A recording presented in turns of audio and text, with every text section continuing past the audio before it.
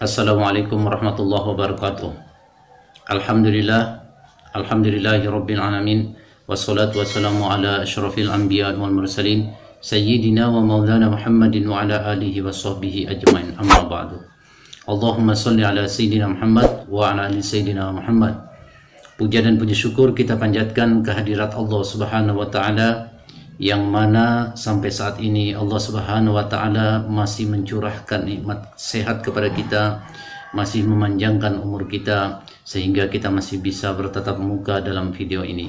Sahabat-sahabat sekalian, dalam kesempatan ini saya ingin melanjutkan pembahasan saya tentang bahayanya orang-orang yang berpaham Wahabi ini apabila dibiarkan terus berkembang di negara kita, dan apa bukti-bukti kesesatan dari ajaran-ajaran mereka. Namun sebelum kita masuk kepada pembahasan itu, terlebih dahulu saya ingin melakukan klarifikasi dari beberapa video saya yang telah lalu. Yang pertama, saya tampil di hadapan Anda semua membahas tentang orang-orang Wahabi ini bukan berarti ingin memecah belah umat, akan tetapi justru saya ingin mencegah terjadinya perpecahan umat yang lebih besar di masa-masa yang akan datang. Biasanya perpecahan itu dimulai dari dalam kehidupan rumah tangga, di mana seorang ayah tidak lagi sepaham dengan anak-anaknya, tidak sepaham lagi dengan istrinya, tidak sepaham lagi dengan tetangga-tetangganya. Padahal dulunya mereka hidup rukun, hidup tenang dan bahagia dalam beribadah. Namun setelah munculnya orang-orang yang berpaham Wahabi, yang menyebarkan ajaran ini bid'ah dan itu bid'ah, masyarakat awam menyangka bahwa apa yang mereka sampaikan itu betul. Padahal apa yang mereka sampaikan itu hanyalah sesat dan dapat menyesatkan orang banyak. Kemudian yang kedua, bagi sahabat-sahabat yang ingin tahu apa itu Wahabi, apa sejarahnya Wahabi itu, dan bagaimana ciri-ciri ajaran mereka, saya sampaikan saat ini bahwa saya bukan ahlinya untuk menjawab masalah itu. Jika sahabat-sahabat sekalian ingin lebih mendalami masalah Wahabi itu, maka silakan tonton orang-orang yang membahas masalah Wahabi itu, orang-orang yang sangat ahli seperti Kiai Haji Idrus Romli, Kiai Haji Abi Maulana Syarifuddin, Kiai Haji Bahauddin, atau yang lebih kita kenal dengan panggilan Gus Baha, Ustadz Somad, Ustadz Adi Hidayat, Habib Hussein, dan masih banyak lagi ustadz-ustadz yang sangat ahli berbicara masalah Wahabi itu. Silakan Anda tonton, silakan Anda simak penjelasan dari mereka. Sekali lagi saya sampaikan bahwa saya hanyalah orang awam yang pernah terjebak dalam paham itu. Akan tetapi dengan karunia Allah, saya telah dikeluarkan dari paham itu di tahun 2009 lalu. Saya turut prihatin terhadap umat baginda Nabi Muhammad SAW. Meskipun saya tidak ahli masalah sejarah Wahabi itu, akan tetapi saya sedikit mengerti dan sedikit punya pengalaman bagaimana suasana hati dan suasana pikiran mereka, dan bagaimana cara menghadapi mereka, baik berhadapan langsung maupun tidak langsung. Kita sebagai pengikut Ahlus Sunnah wal Jamaah harus berani mempertahankan keyakinan kita, meskipun kita tidak banyak menghafal dalil-dalil untuk melawan mereka.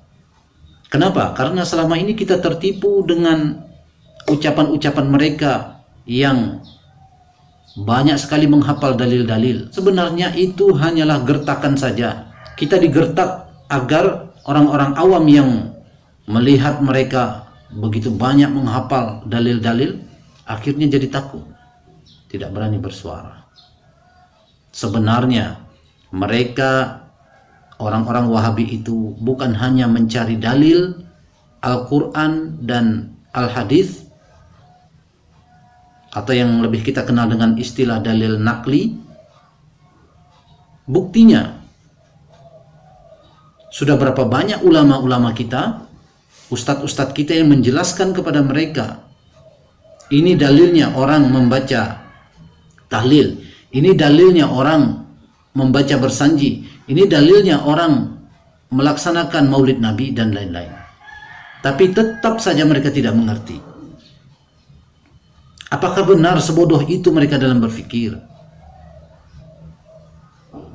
Apakah benar mereka tidak mampu berfikir yang jernih?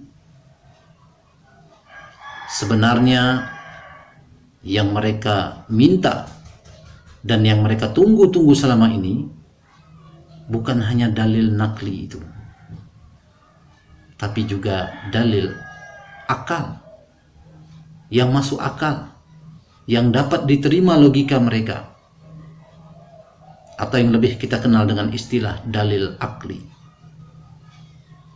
Meskipun mereka terlihat pandai saat berbicara di depan orang banyak, akan tetapi dalam menemukan kebenaran, untuk menemukan kebenaran, mereka sangat bodoh dan hanya merusak akal mereka. Karena akal mereka yang rusak, maka untuk menyembuhkan akal itu tidak ada jalan lain kecuali dengan menggunakan dalil akli itu.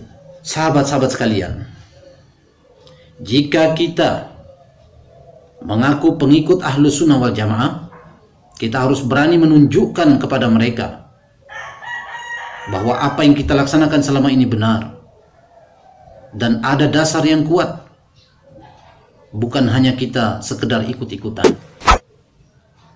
Jika kita merasa terganggu dengan mereka, maka harus ada yang berani menampakkan diri untuk mencegah mereka. Jangan sampai kita hanya diam, jangan sampai kita hanya bersembunyi. Jika kita terus-terusan bersembunyi, lalu kapan kita akan tunjukkan kepada mereka bahwa golongan Ahlus Sunnah wal Jamaah itulah sebenar-benarnya yang berada di jalan yang lurus? Siapa tahu dengan dakwah kita itu akan menjadi sebab hidayah bagi mereka. Minimal mereka mengurangi tuduhan-tuduhan terhadap orang lain yang mereka anggap berbuat bid'ah. Kemudian yang ketiga, meskipun orang-orang Wahabi itu tidak sepaham dengan kita, tetapi kita juga harus berani jujur mengakui kelebihan-kelebihan mereka. Karena tidak semua yang mereka ajarkan itu sesat. Tidak semua yang mereka sampaikan dalam ceramah-ceramah mereka, dalam kultum-kultum mereka, dalam khutbah-khutbah mereka itu salah. Contohnya, ketika mereka menyampaikan tentang ingat kematian, rajin menuntut ilmu, menyampaikan tentang kisah pengorbanan para sahabat dalam mendampingi Rasulullah saat berperang, itu bisa kita dengar dan bisa kita ambil sebanyak-banyaknya manfaat dari apa yang mereka sampaikan. Tapi ketika mereka sudah mulai membahas tentang ini bid'ah dan itu bid'ah, maka lebih baik kita menjauh dari mereka. Sebab itu hanya membuat kita nanti bermusuhan. Mereka punya dasar dan kita juga punya dasar. Yang jadi masalahnya adalah mereka sudah terbiasa dan mudah sekali membid'ahkan orang. Yang keempat, dalam menonton video saya mohon jangan dipotong-potong atau di skip. Tontonlah sampai habis agar tidak gagal paham. Tonton terus video saya, karena cepat atau lambat semuanya akan jelas terlihat apakah saya ini pengikut ajaran orang-orang Wahabi atau pengikut ajaran orang-orang Ahlus Sunnah wal Jamaah.